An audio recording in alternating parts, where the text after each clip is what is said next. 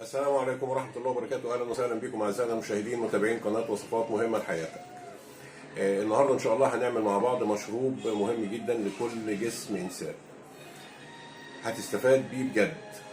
اللي عايز يستفاد بيه في الجيم ماشي، الطاقة الجنسية والقوة الجنسية جميل جدا جدا جدا، ويعتبر بديل الفياجرا لبعض الناس اللي عندها ضعف جنسي.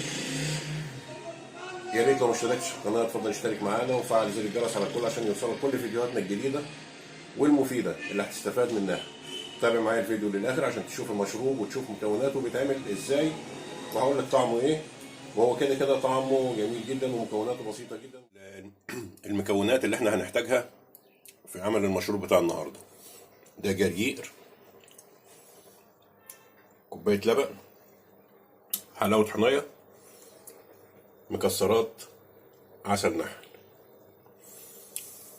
طبعا الكميات على قد ما انت محتاج، يعني عايز تعمل شوب كبير، عايز تعمل كوبايه زي دي كده حلو كده، اللي انت عايز تعمله اعمله. عايز تزود مكسرات ماشي، عايز تزود حلاوه، عايز تزود جرجير. طبعا كل الحاجات ديت احنا عارفين فوائدها ايه بالظبط للجسم وبتعمل ايه، طاقه قد ايه، سواء الحلاوه او المكسرات بالعسل او الجرجير او اللبن. كلها حاجات مفيده جدا وكلها موجوده في اي بيت.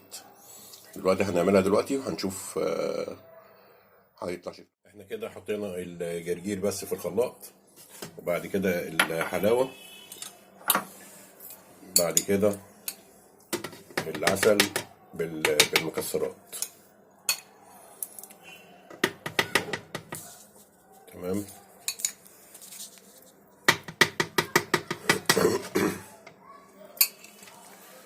واللبن بقى ده اخر عنصر معانا. كويس. يا ريت يا جماعه اللي ما اشتركتش في القناه اشترك معانا وفعل زر الجرس على الكل عشان يوصلك كل فيديوهاتنا الجديده. خليكم معانا هنضربه. ده كده الشكل النهائي للمشروب،